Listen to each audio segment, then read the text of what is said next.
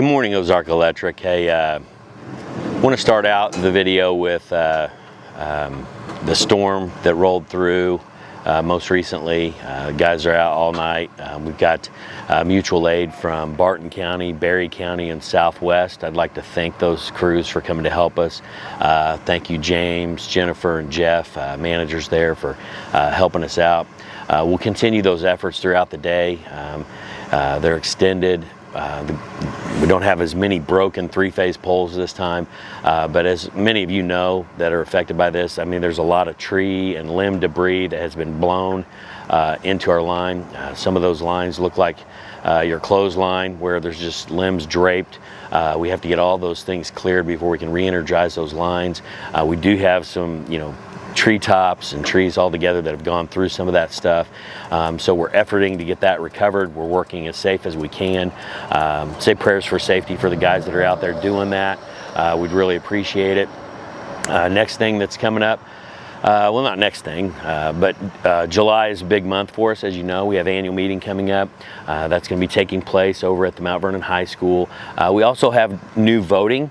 It's opened up the week of. We'll be open that Saturday at all of our offices till noon, where you'll be able to drive up and do that. Those offices will be open for walk-in voting throughout the week, Monday, Tuesday, Wednesday, Thursday. Then we'll suspend that because we'll be on site doing the voting in person at the annual meeting.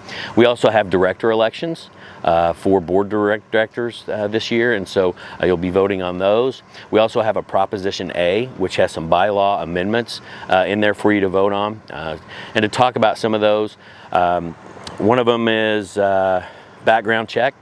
We've never done that in the past. It's something that we do with our employees. We'll also do that with our board directors and candidates that are running for the board.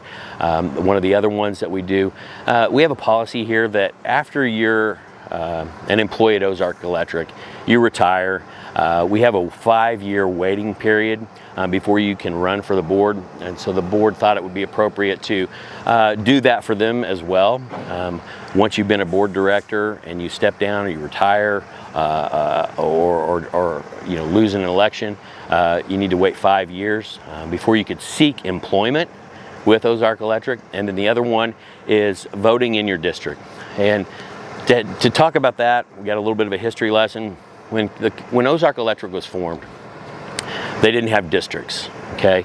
And one of the reasons for doing that is that, they wanted representation throughout the entire 9 counties that we serve as Ozark Electric. And so rather than have, a small radius or nucleus of directors being maybe from one region, they decided to put districts in so that you could have that local representation.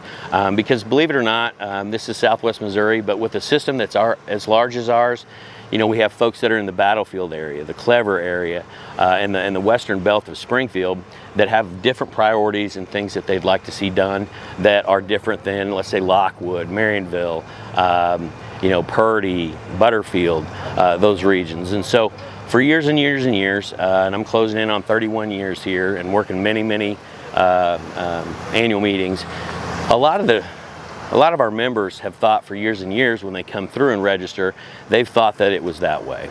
Hey, I'm in District 5, who's running for District 5? And we would explain to them, you vote for everybody that's across there.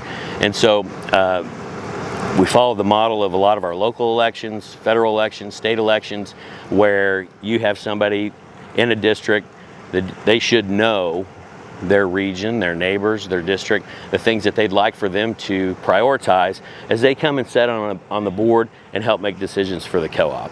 And so it's not unlike what we do on the state level, where you have a representative or a road district or someone that's running for an elected position, and they are chosen from their district. And so those are the 3 that'll be in Proposition A. So vote accordingly, read those, see what you think, and let us know. We'll let you know what the results of that vote is. And then lastly, it's 4th of July, it's Independence Day. There's a lot of tension throughout the United States on what political party you affiliate with, what you believe the direction of the country should be.